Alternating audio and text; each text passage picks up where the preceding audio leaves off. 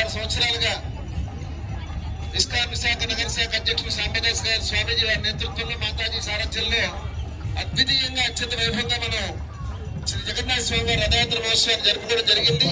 అలాగే 17వ సంవత్సరం ఈ 2024లో కూడా అదే ఆధ్యాత్మిక స్ఫూర్తితో మనం ఈ కార్యక్రమాన్ని నిర్వహిస్తా ఉన్నాము. మరి కార్యక్రమంలో పాల్గొన్నటువంటి శాసనసభ్యులు గణపతి గారికి, అదేవిధంగా విచ్చేసినటువంటి ఇతర ప్రముఖులకు, అతిథులకు అందరికీ కూడా కృతజ్ఞతలు తెలియజేసుకుంటూ మరి